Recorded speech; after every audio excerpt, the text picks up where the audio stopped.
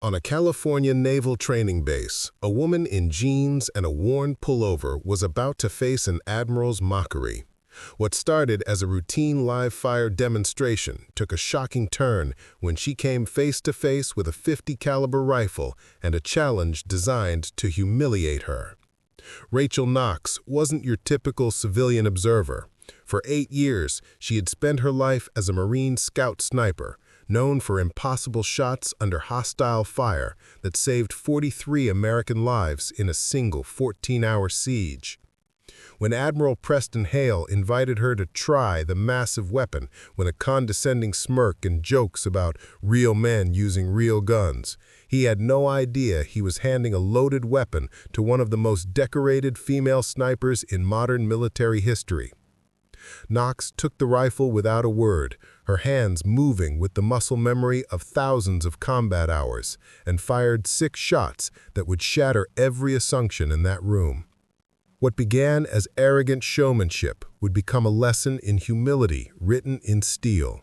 The naval base and every recruit who witnessed those 6 impossible shots threading through 880 meters of California wind would never be the same after learning that true mastery doesn't announce itself with ribbons and rank, it simply is. 3 years later, when that same phone rang at 0200 with an active shooter situation and an 880-meter shot that only one person could make, Rachel Knox would prove once more that the quietest warriors carry the heaviest weight and leave the loudest echoes. Before we jump back in, tell us where you're tuning in from, and if this story touches you, make sure you're subscribed because tomorrow I've saved something extra special for you. The gate opened at 0600. Rachel Knox arrived at 0545. She didn't rush, didn't announce herself, just pulled her truck into the civilian lot, 3rd row back, and sat there for a moment with the engine running. The California coast had that particular morning cold that wasn't quite cold, just sharp enough to remind you to pay attention. Through the windshield, she could see the range complex sprawling across the hillside. Steel targets, concrete berms, flags snapping in the offshore wind. She killed the engine, grabbed her bag from the passenger seat. It wasn't tactical, wasn't designer, just canvas, worn at the handles, heavy with nothing but a thermos and her ID.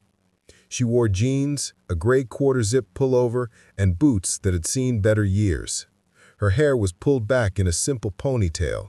No makeup, no jewelry, no statement. The main building hummed with that particular energy of young men preparing for controlled violence. She could hear it before she opened the door. Laughter, boasting, the metallic clank of gear being adjusted. Inside, the lobby smelled like gun oil, coffee, and testosterone. The sign-in desk sat to the right. A petty officer with a clipboard and a name tag that read Simmons looked up as she approached. He was young, maybe 23, with the kind of clean-cut efficiency that came from being told where to stand and when to breathe. "Morning, ma'am," he said, polite but distracted. Behind him, a group of recruits jostled for position near the equipment cage, their voices loud and easy. "You're here for the demonstration?" "I am." "Name?" "Knox." He scanned his list, pen hovering. "First name?" "Just Knox." His eyes flicked up, brief assessment, then back down. He found it, made a mark. "You're on the civilian observer list. Admiral Hale's office sent a clearance through yesterday." He slid a laminated visitor badge across the counter. "Range opens in 15. You can wait in the observation area or head out to the benches near Station 4. "Station 4, she said. "Yes, ma'am. That's where the .50 cal demo will be. Straight through those doors, follow the yellow line. You'll see it." She clipped the badge to her belt, nodded, turned. Behind her, one of the recruits, a stocky kid with a southern drawl, caught sight of her and elbowed his buddy. "Yo, check it out. Someone's mom came to watch." Quiet laughter rippled through the group. Rachel didn't look back, just pushed through the double doors into the morning light and followed the yellow line painted on the concrete. The path led past rows of firing lanes, each one numbered and marked. She could hear the range safety officer somewhere to her left, running through pre-demo checks with the staff. Professional, methodical. Station 4 sat at the far end, isolated from the standard rifle lanes. The .50 caliber rifle was already mounted on its stand, a beast of a weapon, long-barreled and heavy, designed for distance and devastation. Sandbags flanked the position. Steel targets dotted the range at intervals, 100 meters, 200, 400, and one massive plate at 800 meters that looked no bigger than a dinner plate from where she stood. A handful of folding chairs had been set up in a semicircle behind the firing line. Rachel took the one on the far left, set a bag down, unscrewed the thermos, and poured herself coffee. Black. Hot. She sipped it slowly, eyes scanning the range with the kind of autopilot observation that never really shuts off. Wind from the southwest, maybe 8 knots. Temperature rising, but not fast. The light was good, no glare yet, shadows still long. The 800-meter target would be tricky. Not impossible, just tricky. Footsteps approached from behind. She didn't turn. "Excuse me." Rachel glanced over her shoulder. A young officer stood a few feet away, hands clasped behind his back. He wore the crisp uniform of a recently commissioned lieutenant, the Navy insignia sharp on his collar. His nameplate read, Vega. Dark eyes, clean shave, posture textbook perfect. But there was something else in his expression. Curiosity. Maybe respect. "Yes," she said. "I'm Lieutenant Marcus Vega. I'll be assisting with the demonstration this morning." He hesitated, then added, "I wanted to introduce myself to the observers before the Admiral arrives." "Knox," she said simply. "Are you prior service, Ms. Knox?" The question was careful, polite, but she could see him noticing the small things, the way she sat, the way her eyes kept drifting back to the range even as they talked, the way her boots were tied. Combat knots. "Something like that," she said. Vega nodded slowly. Didn't push. "Well, welcome. Should be a good demonstration. The Admiral's eager to show these recruits what the real hardware can do." Rachel sipped her coffee. Said nothing. Vega lingered for a moment, as if waiting for more. When it didn't come, he nodded again and stepped back. "Enjoy the show." "Thanks." He walked away, but she noticed he glanced back once before rejoining the range staff near the equipment shed. Good instincts. Vega was the kind of officer who actually paid attention. Rare. The recruits began filing in 5 minutes later. They came in packs, loud and confident, settling into the chairs and onto the benches like they owned the place. Most of them were fresh out of basic, still riding that high of having made it through, still convinced they were invincible, still learning the difference between confidence and competence. One of them docked into the chair next to Rachel, without asking. He smelled like Axe body spray and hubris. "Hey," he said, grinning. "You somebody's wife?" Rachel didn't look at him. Just kept her eyes on the range. "Or wait," he continued. "You like a reporter or something?" "No." "Huh. So you just like guns?" "Something like that." He laughed, leaned back, stretched his arms. "This is going to be sick. Admiral Hale's a legend. Dude's got more ribbons than a Christmas tree. Plus he's letting us run the May-Deuce after. You ever shot a .50 cal before?" "Once or twice," Rachel said. "Yeah, that's cool. It's got a hell of a kick. Got to really lean into it, you know?" Rachel sipped her coffee. Didn't respond. The kid finally took the hint and turned his attention to his buddies, launching into some story about a bar fight in San Diego. Rachel tuned him out, watched the wind, watched the light, and waited. He arrived at 06:15, 15 minutes late, but timed for maximum effect. Admiral Preston Hale didn't walk onto the range so much as he claimed it. 6'2", barrel-chested, with silver hair swept back in that too-perfect way that spoke of mirrors and product. His uniform was immaculate. Ribbons lined his chest in precise rows, a rainbow of commendations that Rachel could read like sheet music. Mostly administrative. A few combat service ribbons. Nothing from the sharp end. 2 junior officers flanked him, both carrying clipboards and the anxious energy of men trying to anticipate their boss's next demand. Behind them came a photographer, a yeoman with a camera slung around his neck, ready to document greatness. The recruits snapped to attention, not quite in unison, but close enough. Vega moved forward to greet the Admiral, saluting sharply. "At ease, gentlemen," Hale said, his voice booming across the range. He had that particular politician's tone, big, authoritative, designed to fill a room, or a firing range. "Hell of a morning for some fireworks, isn't it?" Murmurs of agreement from the recruits, enthusiastic nods. Hale's eyes swept the group, landing briefly on Rachel. His expression didn't change much, just a slight tightening around the mouth, a flicker of something between amusement and dismissal. "I see we've got civilians observing today," he said, loud enough for everyone to hear. "Always happy to let the taxpayers see where their money goes, though I gotta say, the range can get a little loud for the uninitiated. Don't worry if you need to step back behind the safety line." A few of the recruits chuckled. Rachel didn't move, just took another sip of coffee. Hale turned away from her, addressing the group with practiced ease. "All right, listen up. Today's about firepower. Today's about understanding what it means to command a weapon system that can punch through an engine block at half a mile.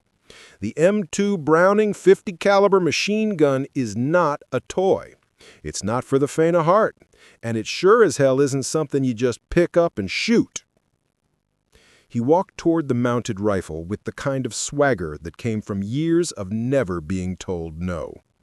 The recruits followed with their eyes, hungry for the lesson, hungry to prove themselves.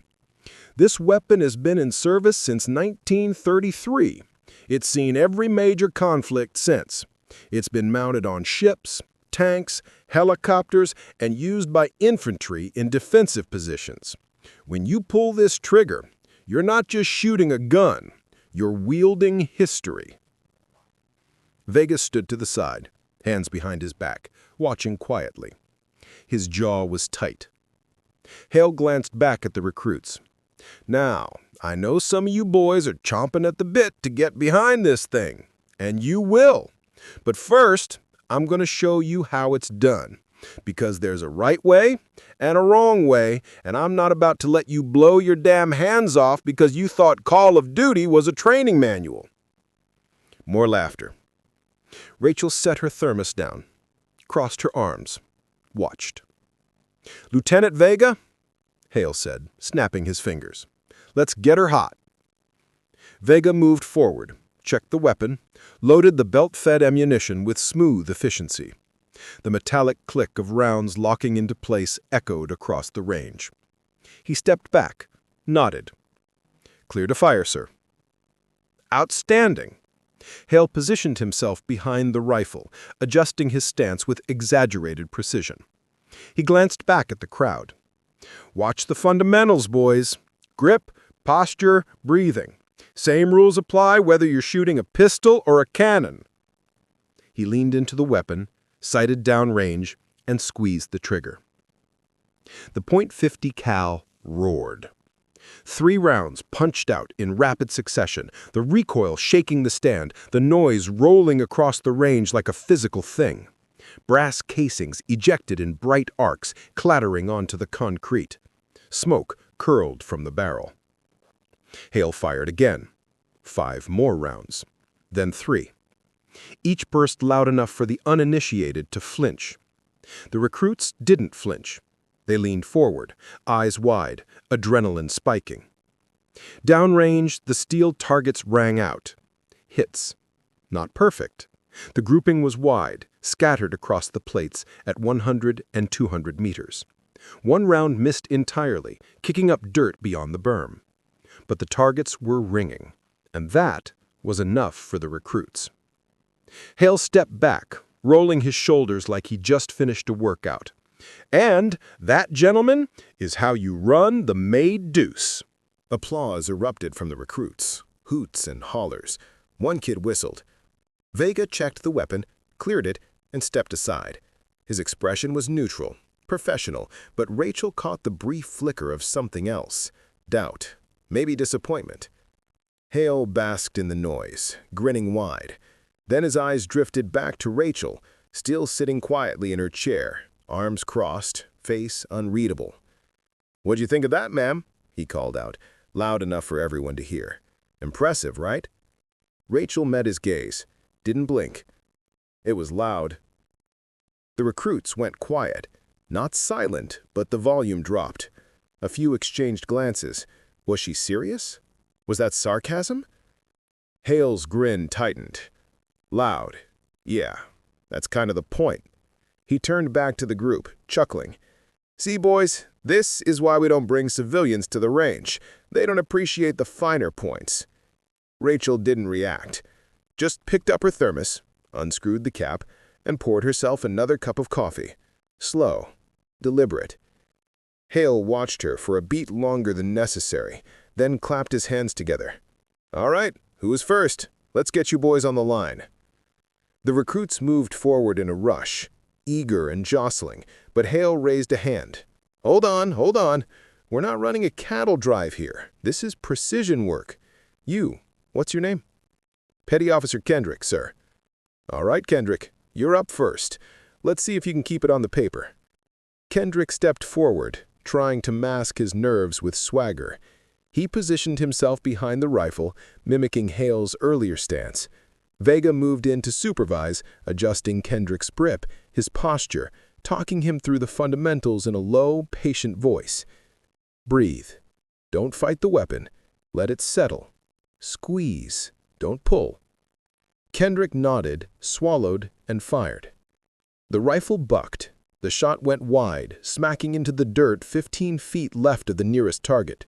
Kendrick flinched, overcorrected, and his second shot went high.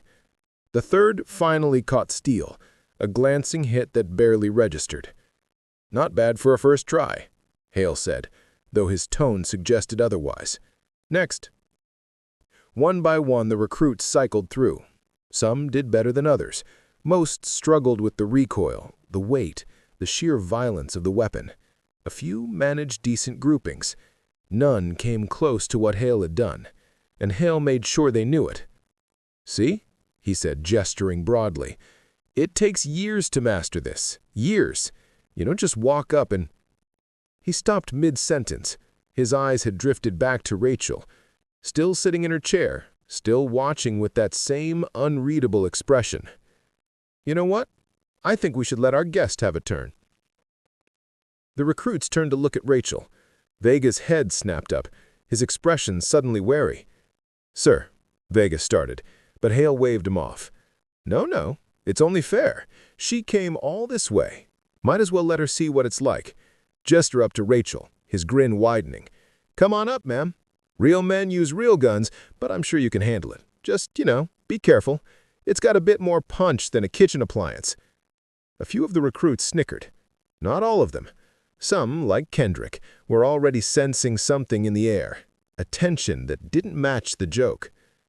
Rachel set her thermos down, stood, stretched her shoulders once, a slow roll that suggested stiffness from sitting, not nerves. She walked toward the firing line with the same unhurried pace she'd used all morning. No hesitation, no performance, just movement. Hale stepped aside, gesturing grandly to the rifle. "All yours. Vega will walk you through it." Vega moved forward, his voice low. "Ma'am, you don't have to. It's fine," Rachel said quietly. She positioned herself behind the weapon, her hands moving with the kind of automaticity that comes from muscle memory, not instruction. She checked the belt feed, checked the chamber, adjusted the bipod with a single nudge of her boot. Her stance settled into something that wasn't textbook. It was better, efficient, natural. Vega watched her, his eyes widening slightly. He opened his mouth to say something, then closed it. Rachel glanced downrange. Wind, still southwest, maybe 9 knots now. The 800-meter plate glinted in the morning sun, small and distant, and supposedly impossible for anyone but the most experienced shooters. Behind her, the recruits had gone quieter, not silent, but watching. Hale crossed his arms, his grin still in place. "Take your time, ma'am. No shame in just hitting anywhere on the berm." Rachel exhaled slowly, seated the stock against her shoulder, sighted, and fired. The rifle roared once, twice, 3 times in rapid succession, each shot deliberate, controlled. Then 3 more, faster, the rhythm perfect. 6 shots total. The first hit the 100-meter target dead center. The second split the bullseye at 200 meters. The third caught the edge of the 400-meter plate with a ringing clang that echoed across the range. The 4th, 5th, and 6th shots walked up the distance, each one precise, until the final round struck the 800-meter plate with a crack so sharp it made several recruits jump. Silence. Not the polite silence of respect, the stunned silence of disbelief.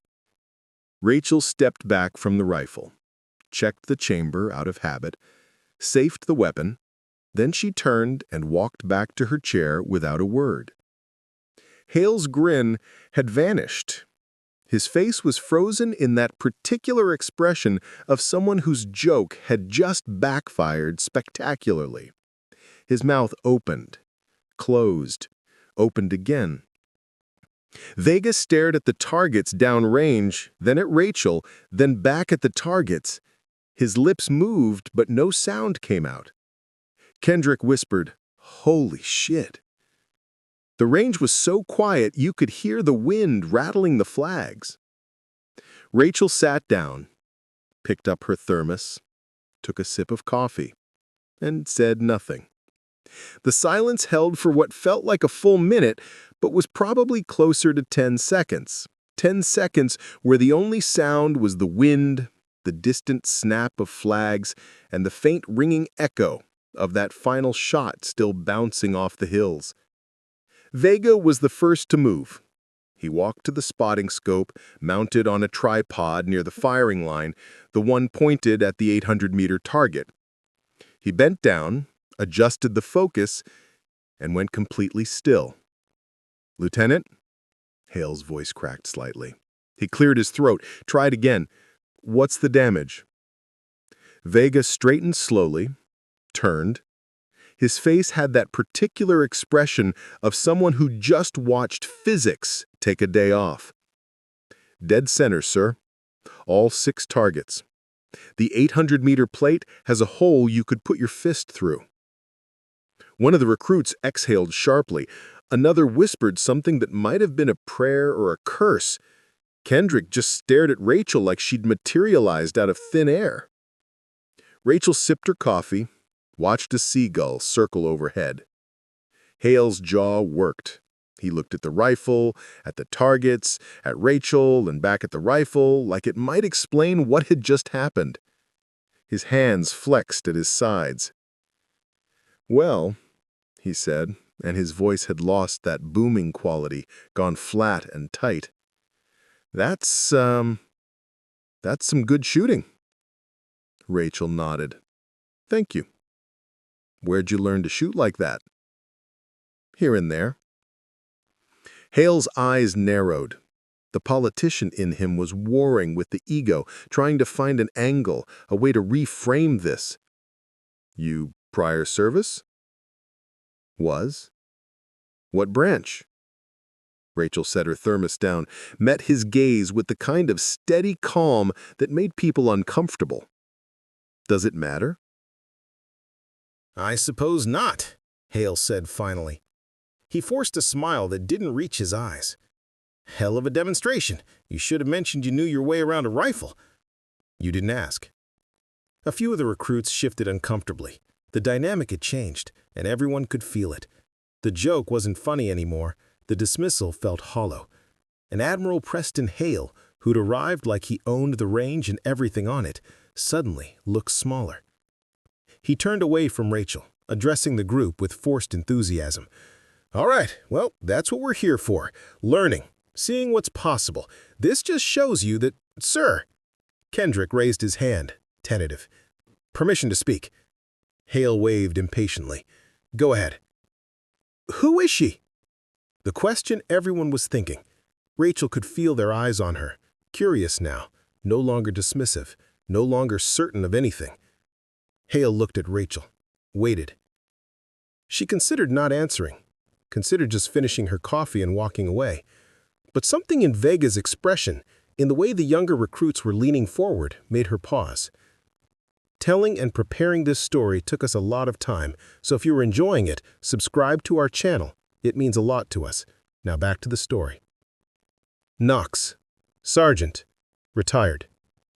"Army?" someone asked. "Marines." The word landed like a depth charge. Marines. The way she said it, flat and matter-of-fact, carried weight. You didn't just say you were a Marine like you'd say you worked retail. It meant something. Vega's eyes widened. "What was your MOS?" She hesitated. Then quietly, 0317. Vega's face went pale. He knew the number. Everyone who'd done their homework knew that number. "Scout sniper," he said, almost to himself. The recruits exchanged glances. A few straightened in their seats. Kendrick's earlier swagger had evaporated completely, replaced by something like awe. One of the younger kids, barely 19, raised his hand. "How many tours?" "Enough." "Where'd you deploy?" Rachel picked up her thermos. "Everywhere that mattered." She didn't elaborate, didn't need to. The pieces were falling into place for them. The calm, the precision, the way she'd handled the rifle like it was an extension of herself. This wasn't some civilian who'd taken a shooting class. This was someone who'd done the work, someone who'd earned it. Vega approached slowly, hands clasped behind his back, the posture of someone approaching royalty. "Ma'am, I apologize for earlier. If I'd known, you didn't. That's not on you. Still, that was some of the finest shooting I've ever seen." She shrugged. "It's just fundamentals, same ones you teach." "No offense, ma'am, but that wasn't just fundamentals. That 800-meter shot with a 50 cal that wasn't even zeroed for you in shifting wind," he shook his head, "that's something else." Rachel looked at him, really looked at him, and saw genuine respect. Not the sycophantic kind, not the performative kind. The real thing, the kind that came from recognizing mastery. "You want to know the secret?" she asked. Vega leaned in slightly. "Yes, ma'am." "There isn't one. You just do it until you can't get it wrong." She paused. "And then you keep doing it." He absorbed that, nodded slowly. Behind him, the recruits were clustered in small groups, talking in low voices. I caught fragments of their conversations. "One shot, one kill, man. That's the real deal." "Did you see Hale's face?" That last one made her glance toward the Admiral. He stood near the equipment shed, talking with one of his aides, his back to the range. His shoulders were rigid. Even from a distance, she could read the tension in his posture. Kendrick broke away from his group and approached, less cocky now, more cautious. "Sergeant Knox?" "Just Knox." "Knox, then. He rubbed the back of his neck. "I said some stupid shit earlier about you being someone's mom.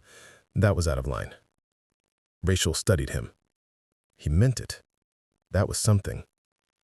"You didn't know," she said. "Still, it was disrespectful." He hesitated. "Can I ask you something?" "Go ahead." "How do you stay that calm? Like, you didn't even flinch when the Admiral was talking trash. You just sat there." Rachel considered the question. "Because I knew what I could do. Didn't need to prove it until I had to." "But weren't you pissed?" "At what? Words?" She shook her head. "Words don't mean anything. Results do." Kendrick absorbed that, chewing on it. Then he nodded, stepped back, and returned to his group. She watched him relay whatever lesson he'd just learned, watched the others listen with a new kind of attention. Vega hadn't moved. He was still standing nearby, watching her with open curiosity. "How long were you in?" "Long enough to know when to get out." "And you came to a Navy demo because a friend of mine asked me to check it out. Said it'd be interesting." "Your friend have a name?" "He did. He's dead now." The words came out flat, without emotion, but Vega heard what wasn't said. He didn't press, just nodded. "I'm sorry. It was a long time ago." Not that time made it easier, just made it different. Admiral Hale returned to the group 10 minutes later, his composure reassembled but fragile. He'd clearly been working on his angle, finding his footing again. "All right, listen up," he called out, his voice not quite as booming as before. "What we just saw was impressive, absolutely, but let's keep some perspective here. That was controlled conditions, perfect weather, a stationary target, no hostile fire, no adrenaline dump, no mission pressure." He was trying to minimize it. You could hear it in every word, the careful dance of someone trying to reclaim authority without openly dismissing what had just happened. "Combat shooting is different," Hale continued. "It's not about one perfect shot. It's about sustained performance under pressure. It's about—" "With respect, sir," Vega interrupted quietly. "Sergeant Knox is a combat veteran. I'm fairly certain she understands pressure." Hale's jaw tightened. "I'm aware of that, Lieutenant. I'm simply making a point for the recruits." "Of course, sir." But the damage was done. Vega's interjection had shifted something. The recruits weren't buying Hale's reframe. They'd seen what they'd seen. They knew what it meant. Hale cleared his throat. "In any case, I think we've had enough demonstrations for one morning. You boys need to cycle through, get your time on the weapon, learn the mechanics. Knox, thank you for your participation." It was a dismissal. Polite, but firm. Time for the civilian to leave. Rachel stood, gathered her bag. "Appreciate the invite." She started to walk away, but Hale's voice stopped her. "Actually, you know what? One more thing." He moved toward the rifle, that politician's smile back on his face. "I think I should give it another go. Show the boys the difference between a good shot and a great series. What do you say?" It wasn't a question. It was a challenge, a last-ditch attempt to salvage his pride. Rachel turned. "Your range, Admiral." "Damn right." He positioned himself behind the weapon, and this time there was an edge to his movements, less showmanship, more tension. He was trying to prove something now, and everyone knew it. Vega loaded a fresh belt, stepped back. "Clear to fire, sir." Hale sighted down range, fired. The first burst went wide. 5 rounds and only 2 caught the 100-meter target. The rest kicked up dirt and gravel.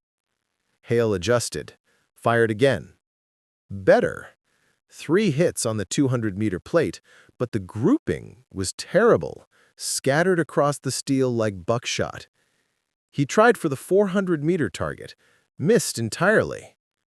The recruits watched in uncomfortable silence. This wasn't learning.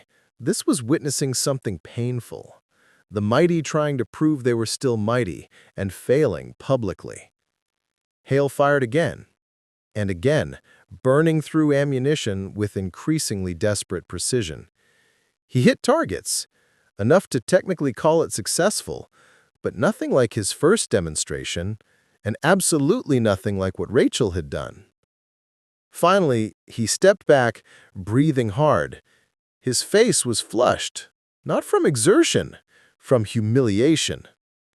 "There," he said, voice tight.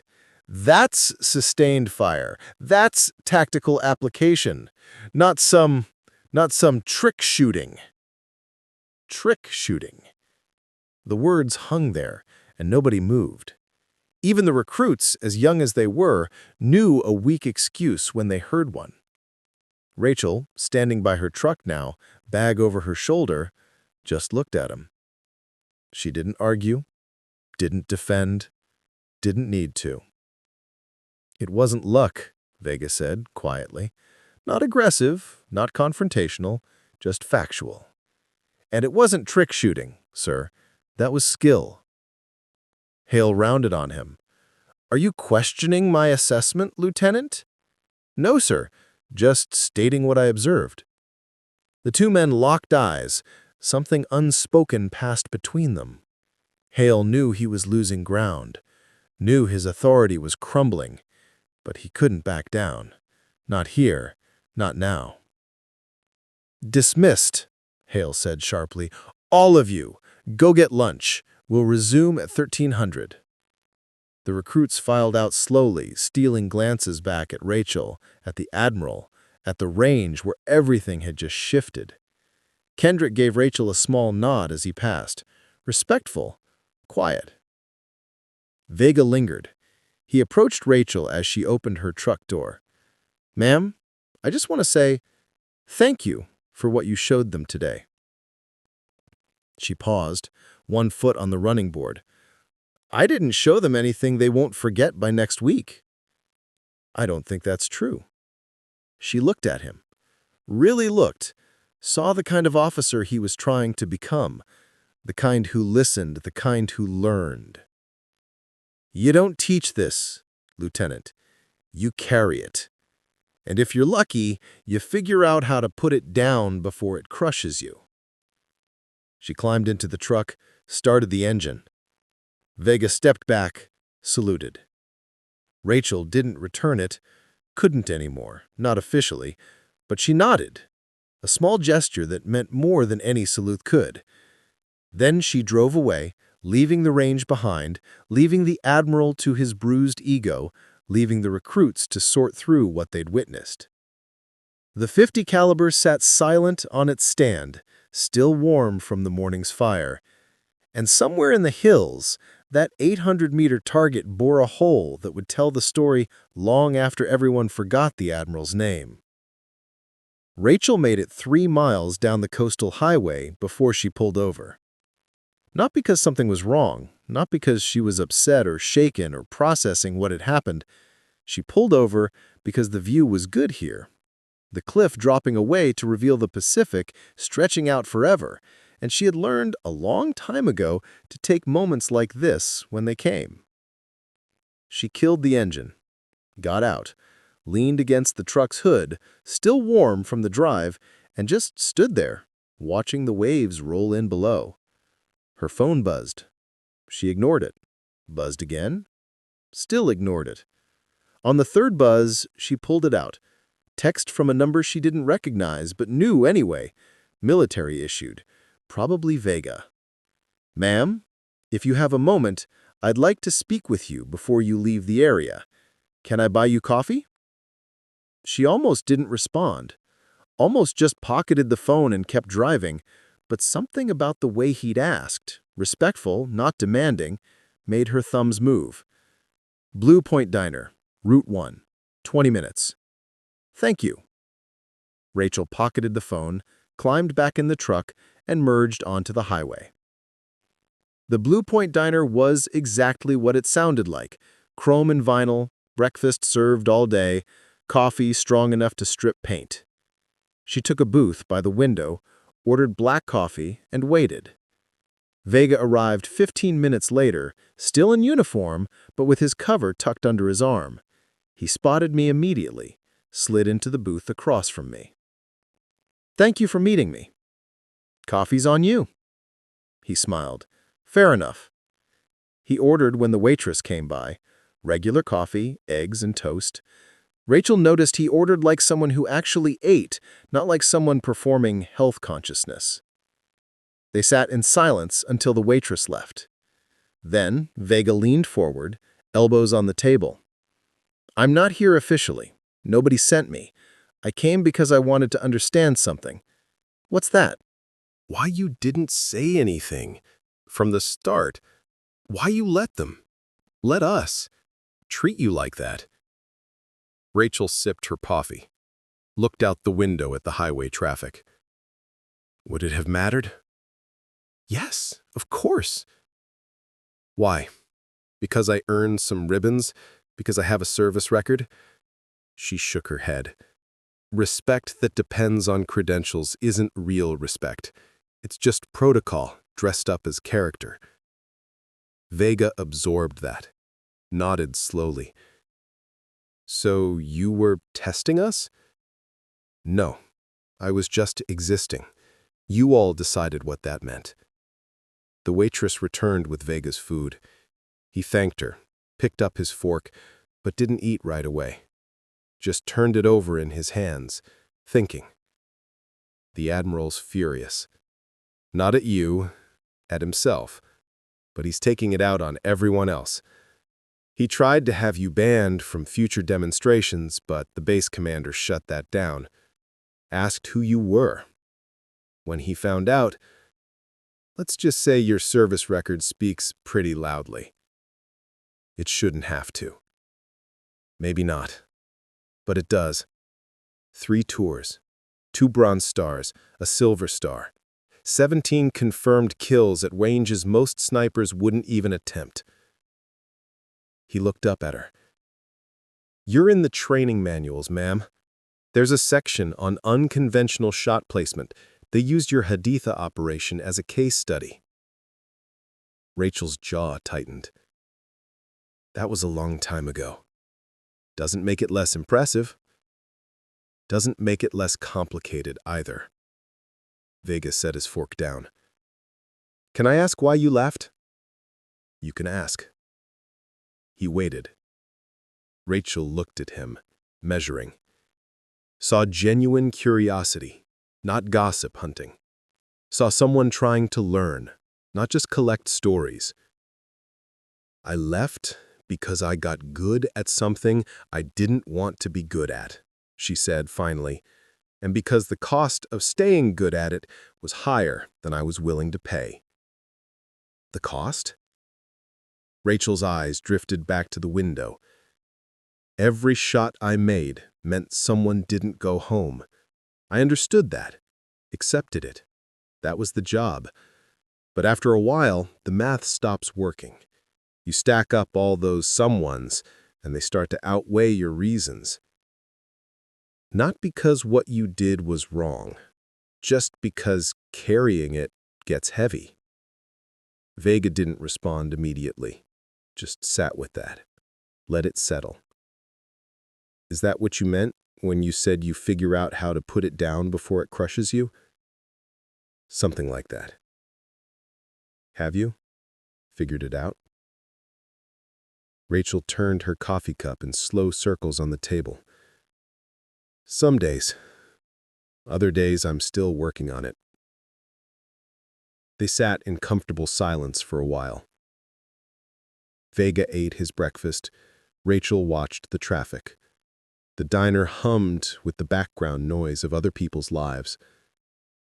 Finally, Vega spoke again. Those recruits today, some of them are going to remember what they saw for the rest of their careers.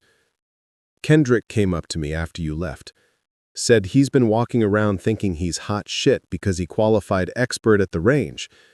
Said watching you shoot was like realizing he'd been playing in a kiddie pool when there's an ocean right there. Good. Maybe he'll stop talking and start listening. You think that's the lesson? Just shut up and work? Part of it. The other part is knowing that skill doesn't make you better than anyone else, just more capable. And capability without humility is just arrogance with a trophy. Vega pulled out a small notebook from his pocket, flipped it open. Do you mind if I write that down? It's not wisdom, just observation. Sometimes that's the same thing. Rachel almost smiled. Almost. Write whatever you want, Lieutenant. Just don't turn me into some kind of legend. I'm not that. I'm just someone who practiced until the shots went where they were supposed to. With all due respect, ma'am, I think you're more than that. Then you're not listening. Rachel finished her coffee, set the cup down with finality. I'm going to tell you something, and I want you to really hear it. Can you do that? Yes, ma'am. Those recruits today saw 6 shots. They think that's the story. It's not. The story is the 10,000 shots before those 6. The story is the nights I couldn't sleep because I was running calculations in my head. The story is every missed shot in training that taught me what not to do. The story is the people I served with who were better than me but died before anyone knew their names. She leaned forward, her voice quiet but carrying weight. You want to teach them something? Teach them that. Teach them that the work happens in the dark, not in the spotlight. Teach them that real warriors don't need applause. They just need to know they did their job right. Vega held her gaze, nodded slowly. Yes, ma'am. And stop calling me ma'am. I work for a living now. That got a genuine smile out of him. Yes, Sergeant. I'm not that either. Not anymore. Maybe not officially, but some things stick. Rachel stood, tossed 2 20s on the table. Coffee's on me. Keep the change. You said I was buying. I lied. She grabbed her keys, paused at the edge of the booth. You're going to be a good officer, Vega. Better than Hale. Just remember, your rank doesn't make you right. It just makes you responsible. There's a difference. How do I remember that? By watching the people who don't have rank. They'll teach you everything you need to know if you're smart enough to pay attention. She left before he could respond. Got in her truck, drove north along the coast until the base was just a memory in her rearview mirror, and the only sound was the engine and the wind and the quiet that came with knowing she'd done what needed doing. Nothing more, nothing less. The story spread like wildfire through the base. By lunch, half the junior enlisted had heard some version of it. By dinner, it had reached the officers' mess. By lights out, it was being told in 3 different variations, each one more dramatic than the last. The recruits from the demonstration were at the center of it. Kendrick found himself telling the story 4 times before evening chow, each time trying to downplay his earlier arrogance and failing, because everyone knew. Everyone had been there. I'm telling you, he said to a group of aviation ordnance men in the chow hall. She made it look like breathing. 6 shots, 6 targets, like she was checking items off a grocery list. And the Admiral's face... He stopped himself, aware that shit-talking an Admiral could have consequences. But one of the AOs, a second-class petty officer named Diaz, just shook his head in amazement. I heard she was first recon. That true? Scout, sniper, Marine Corps. Jesus. And Hale didn't know? Nobody knew. She just showed up like anyone else. That's ice cold, Diaz said, but there was respect in his voice. Let him talk all that shit, then just destroy him without saying a word. It wasn't about destroying him, Kendrick said, and realized he believed it. I don't think she cared about him at all. She just did what she does, and it happened to show everyone else what real looks like. In another part of the base, Lieutenant Vega sat in his quarters with his laptop open, searching through military databases with his access credentials. Knox, Rachel. Sergeant, USMC. Service dates, 2008, 2016. The commendations came up first. Bronze Star with Valor. Silver Star. Navy Cross. He hadn't known about that one. Multiple combat action ribbons. Purple Heart. He clicked through the citations, the ones that weren't classified. Fallujah, 2010. Haditha, 2011. Helmand Province, 2013. Each one detailed precision shots under impossible conditions, targets at extreme range, hostile fire, split-second decisions that saved lives. One citation made him stop reading and just stare at the screen. During a sustained enemy assault on forward operating base Karma, Sergeant Knox maintained position for 14 hours under direct fire, eliminating 17 enemy combatants at ranges exceeding 1,200 meters. Despite sustaining injuries from shrapnel, she refused evacuation until friendly forces could safely withdraw. Her actions directly prevented the overrun of the FOB and saved an estimated 43 American lives. Vega sat back in his chair, thought about how she'd sat in that folding chair this morning, drinking coffee, saying nothing while Hale performed. Thought about how she'd walked to the rifle like she was checking the mail. Thought about how she'd left without ceremony, without demanding recognition. 17 enemy combatants, 14 hours, injured. And this morning she'd been someone's mom tagging along. He closed the laptop, sat in the dark, and felt something shift in how he understood leadership, authority, and what it meant to earn respect. Admiral Hale's day went differently. After the demonstration dissolved into awkward dismissal, he'd retreated to his office and spent 20 minutes on the phone with the base commander, trying to spin the morning into something that didn't make him look incompetent. It didn't work. The base commander, a crusty captain named Morrison, who'd done 3 tours in destroyers before taking the training command, listened patiently to Hale's explanation. Then he said simply, "Preston, did you look up who she was before you started talking shit?" "I didn't know there was anyone to look up. She signed in as a civilian observer." Rachel Knox, Sergeant, USMC, Silver Star, Navy Cross. You just got shown up by one of the most decorated female snipers in modern military history. And you did it because you assumed a woman in jeans couldn't shoot. Silence on Hale's end. Morrison continued, "I'm not writing you up, but I'm also not going to let you ban her from the base. She earned her access to any damn military installation she wants.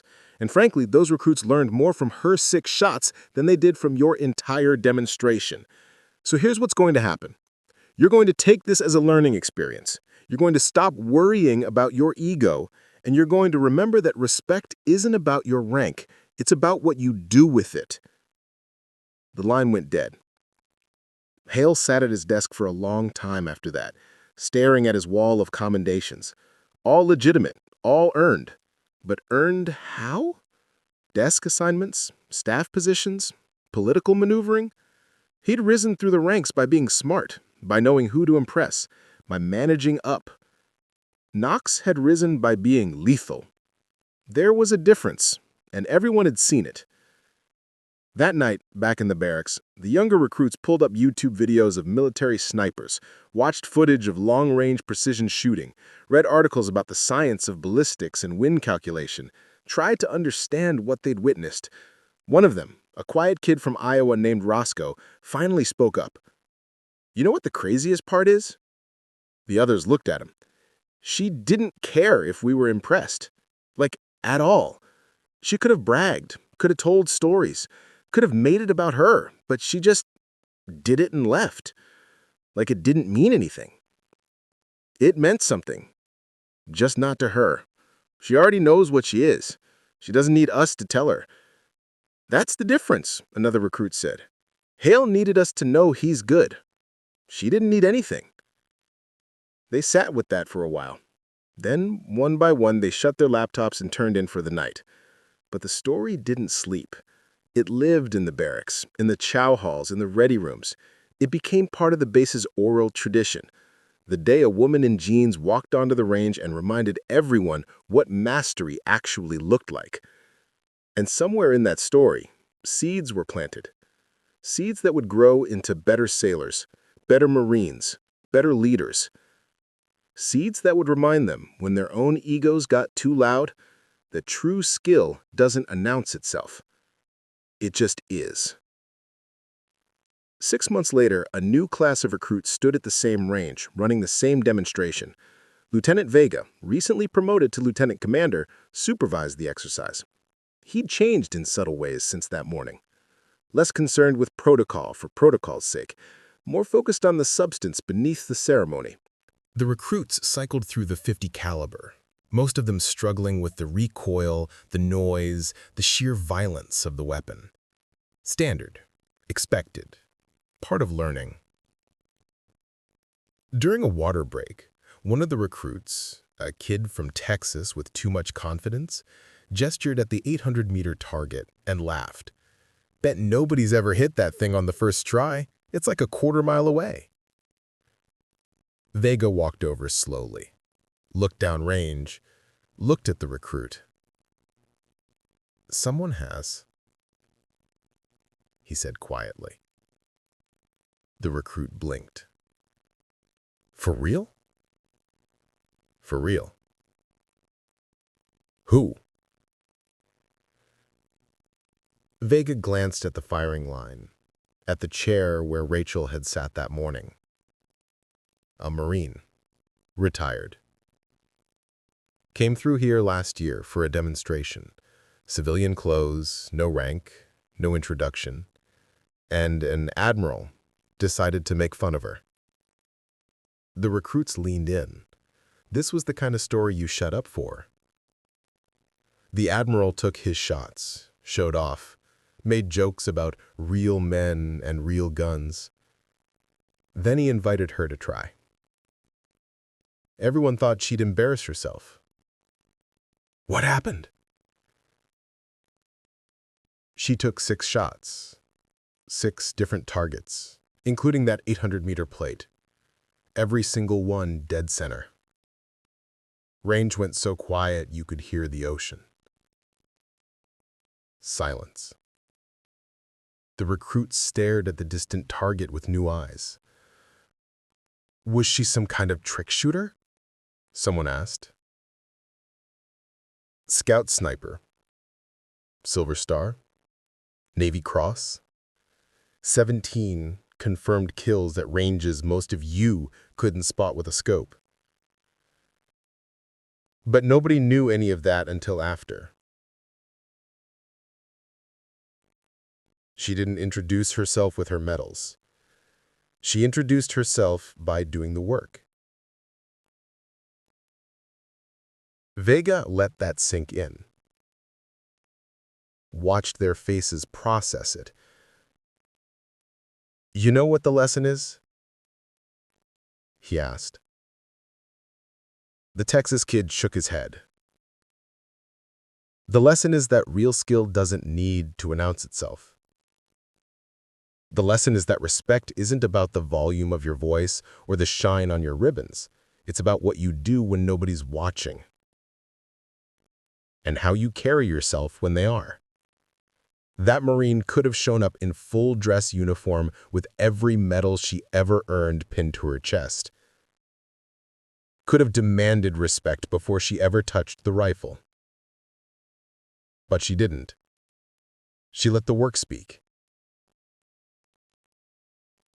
He paused. Looked each recruit in the eye. Every single one of you is going to face moments where you have a choice.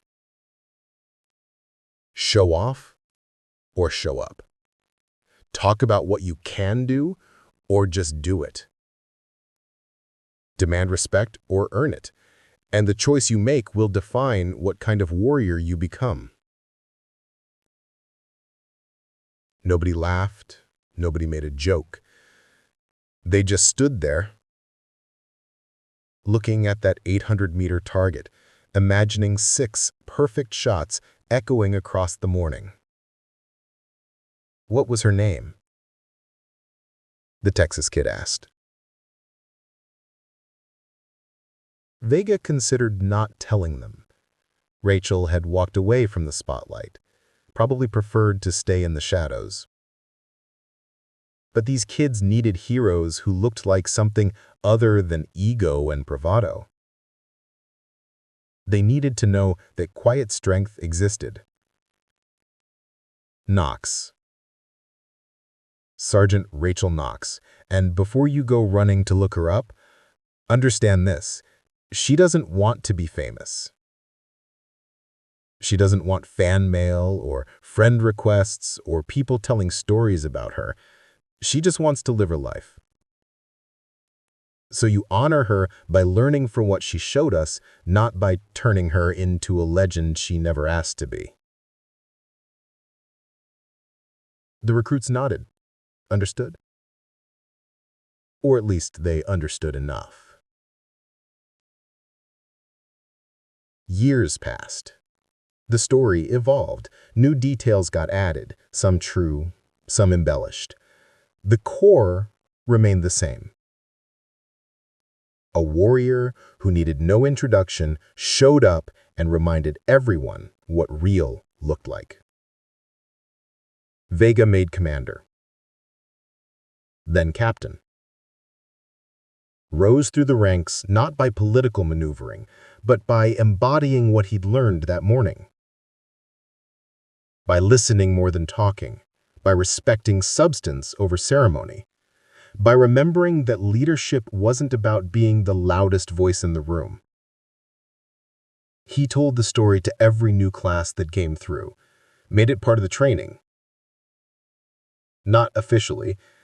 It never appeared in manuals or curricula, but it lived in the oral tradition, passed from instructor to recruit, from senior enlisted to junior sailors.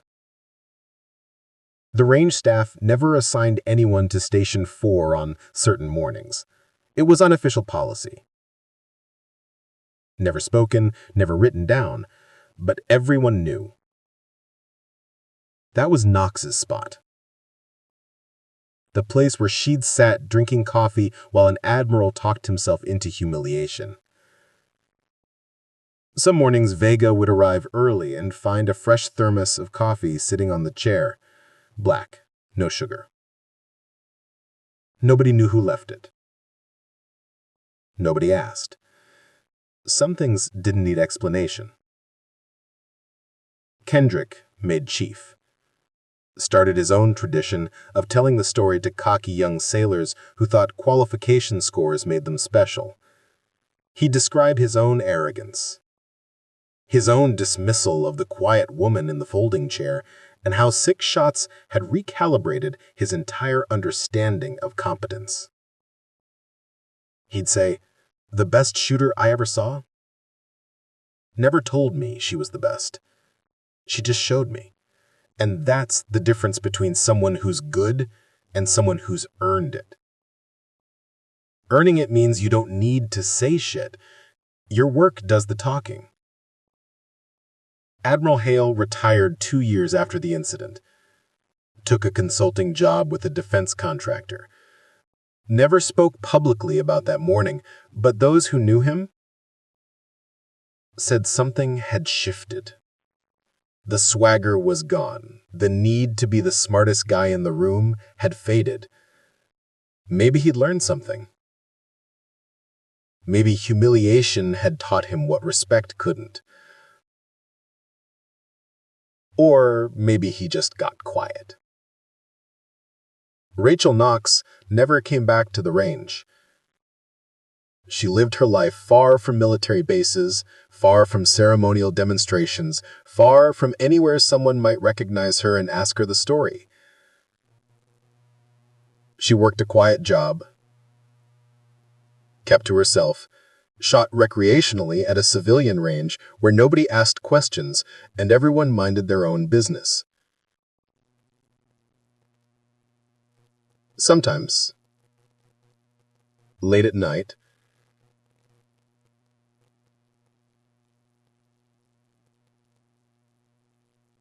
she'd think about that morning on the California coast. The recruits' faces, Vega's quiet respect, the way silence had filled the range after her final shot. She didn't regret it. Didn't second-guess it. It had been what it needed to be. A reminder. A lesson. A moment of truth in a world that often preferred comfortable lies. But she didn't dwell on it either. That wasn't who she was. She'd done the work, left the impact, moved on. Because that's what warriors do. Real ones. The ones who don't need titles or ceremonies or stories told about them. They just carry what they carry, do what needs doing, and walk away when the work is done.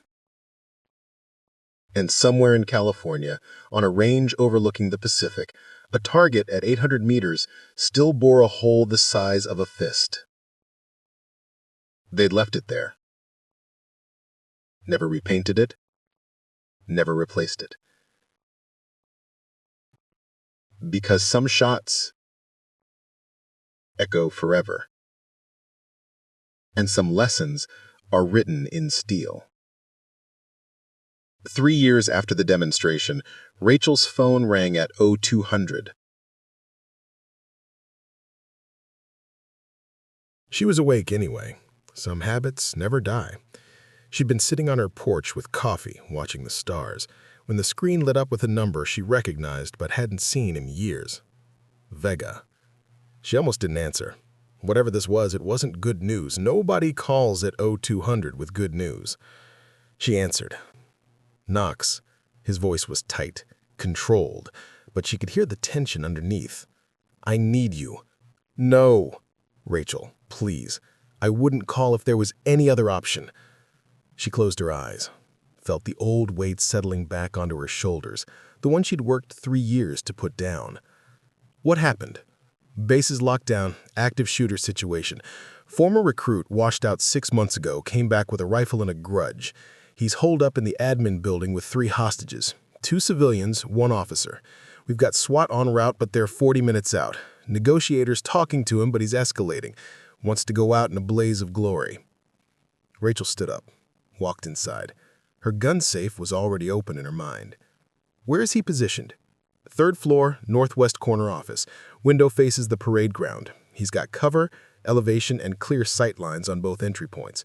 Our sharpshooters can't get an angle without exposing themselves or the hostages. Why me? Because there's only one shot that works, and I've only ever seen one person make it. Pause. The building next door has a maintenance access door on the roof. Range, 880 meters. Winds coming off the ocean at 12 knots. Angles approximately 43 degrees downward through a window that's barely 3 feet wide. The shot has to thread between 2 hostages, past an interior door frame, and hit a target that's mostly behind cover. Rachel was already pulling gear from her closet. Black cargo pants, dark shirt, boots. And you think I can make that shot? I know you can. I've seen you do worse. That was a different life, Vega. Rachel, his voice dropped. Quiet. Serious. One of the hostages is Kendrick. He's a chief now. Was doing paperwork late when this asshole came through the door. The other officer is a 22-year-old lieutenant on her first assignment. And the civilian is a 60-year-old cleaning lady who's never hurt anyone in her life. I'm not asking you to come back. I'm asking you to save them. Rachel stopped moving, closed her eyes. Saw Kendrick's face that morning 3 years ago, cocky and young and learning humility. Saw him grow into someone better. What's your 20? She asked. We're staging at the motor pool, southwest perimeter. I'll have a vehicle waiting at your location in 12 minutes. Helicopter if you need it. Ground's fine. Traffic's light this time of night. I'll be there in 30. Thank you. Don't thank me yet. I haven't made the shot. You will. Rachel hung up, stared at her gun safe. She hadn't touched her rifle in 18 months. Hadn't needed to. Hadn't wanted to. The weight of it, the responsibility, the math of taking a life, even when justified, she'd walked away from all of it. But Kendrick was in there. And a kid lieutenant who'd never seen combat. And a cleaning lady who just wanted to go home. She opened the safe. The black SUV arrived in 11 minutes. 2 NVMPs, silent and professional. Rachel climbed in the back with her rifle case and a small pack. Nobody spoke. The driver just put it in gear and drove. She used the time to run calculations in her head. 880 meters, 43 degrees down, ocean wind at 12 knots, which meant variable gusts, unpredictable shifts, a window 3 feet wide, hostages in the kill zone, 1 shot, no second chances. The math was brutal. The margin for error measured in millimeters. She'd made harder shots, but that was years ago. Different body, different eyes, different certainty. They arrived at the base in 26 minutes. The scene was controlled chaos. Emergency vehicles, perimeter lights, officers moving with purpose but not panic. Good training showing through crisis. Vega met her at the vehicle. He looked older. Lines around his eyes that hadn't been there before. Commander's bars on his collar now, the weight of leadership sitting heavy on him. "Status?" Rachel asked, stepping out. "Same. He's fired 3 rounds into the ceiling, yelling about how the Navy destroyed his life. Negotiators keeping him talking, but he's getting agitated. Wants to go out in a blaze of glory." "Show me." Vega led her to a mobile command post, pulled up thermal imaging on a screen. Rachel studied it. 3 heat signatures in the office, clustered. The shooter, pacing. Kendrick and the other hostages on the floor, hands behind their heads. "He's right-handed," Rachel said, reading the thermal patterns. Rifles across his shoulder on a sling, pistol on his right hip. "He's not trained, probably never been in real combat, operating on rage and YouTube videos." Agreed, which makes him unpredictable. Or predictable. He wants to be seen, wants to be remembered. That's why he picked the window office. He's performing. She zoomed into the building schematic, studied the angles, the sight lines, the geometry of an impossible shot. "The maintenance door, you mentioned. It's accessible?" "Yes, we've got a team ready to escort you up. They'll breach the roof access and give you cover." "I don't need cover. I need silence and space." She looked at him. "And I need a spotter I trust. That's you." Vega nodded. "Understood. Let me gear up." 5 minutes later, they were moving through the adjacent building. Up 4 flights of stairs, moving quiet and fast. Rachel's rifle case in one hand, her other hand trailing along the wall, reading the building like Braille, feeling it, understanding it. The roof access opened onto a flat expanse of tar paper and HVAC units. The parade ground spread out below, lit by emergency lights. Across the gap, 880 meters away, the admin building's 3rd floor glowed with interior lights. She could see the target window. Small, distant, impossible. Rachel unpacked her rifle, a custom .338 Lapua Magnum, built for precision at extreme range. She'd assembled it herself, knew every part, every specification. She mounted the scope, chambered around, set up on the roof's edge behind a low wall that gave her cover and a shooting rest. Vega positioned himself beside her with a spotting scope. Professional, calm. The same kid who'd watched her shoot 3 years ago, now grown into a man who understood what this moment meant. "Wind?" she asked. 12 knots, gusting to 15, coming from 270 degrees, variable. Distance? 882 meters by laser rangefinder. Elevation? 42.7 degrees down angle. Rachel did the math in her head, calculated the drop, the drift, the trajectory. Adjusted her scope. Breathed. Through the scope, the window sharpened into focus. She could see the office interior now, the shooter pacing, his back to the window, rifle slung across his shoulder. Kendrick on the floor, looking up at his captor, the lieutenant beside him, terrified. The cleaning lady against the far wall, praying silently. The shot window was maybe 3 seconds. When the shooter turned, when he moved away from the hostages, when the angle was clean. 3 seconds to thread a bullet through 880 meters of California wind, through a 3-foot window, past 2 human beings, and into a target mostly behind cover.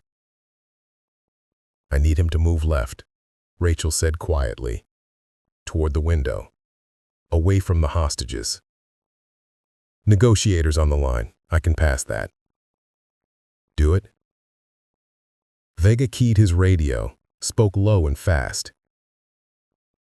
"Tell him we want to talk face to face. Tell him a commander's coming to the window to negotiate. Get him to look outside." Rachel settled into her shooting position, felt the old muscle memory take over, felt her breathing slow, her heartbeat steady. The world narrowed down to the scope, the target, the math. She heard the negotiator's voice over the radio, distant and calm. "Sir, we want to resolve this peacefully. Commander Vega would like to speak with you directly. Can you come to the window?" Through the scope, she watched the shooter stop pacing, turn, look toward the window with suspicion and interest. "You're shitting me." His voice crackled over the radio. "You think I'm that stupid?" "No, sir. I think you want to be heard. Commander Vega's a good man. He'll listen. Just come to the window. Let him see you're serious." Rachel watched him think about it. Watched ego war with paranoia. Then he moved. Walked toward the window. Stood there, rifle still slung, looking out into the night, searching for Vega.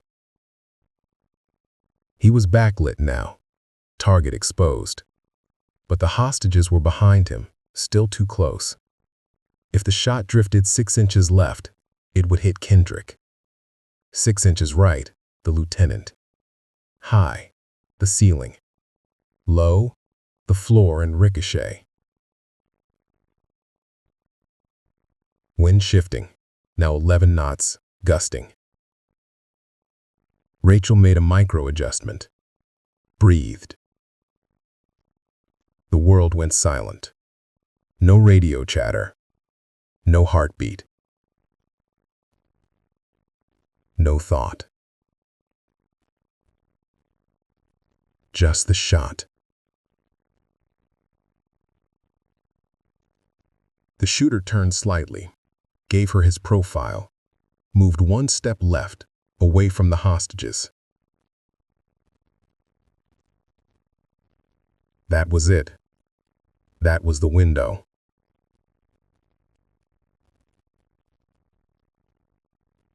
Rachel's finger found the trigger. Thousands of hours of training compressed into one moment. The math, the wind, the distance, the stakes.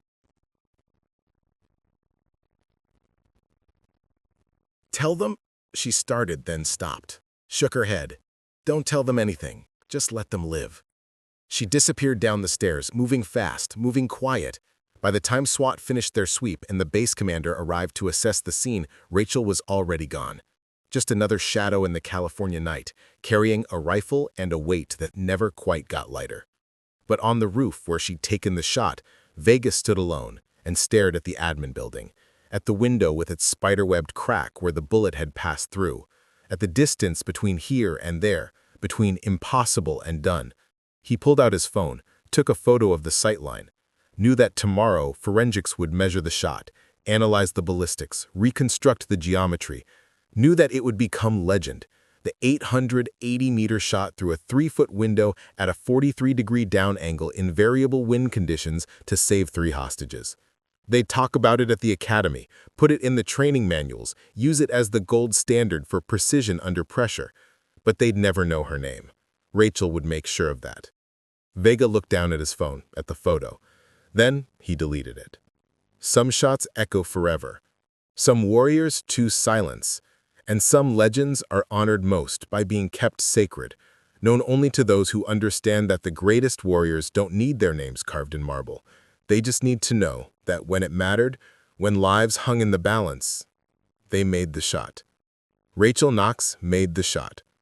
And then she disappeared into the night, leaving behind 3 people who'd live to see tomorrow and one impossible story that would never include her name.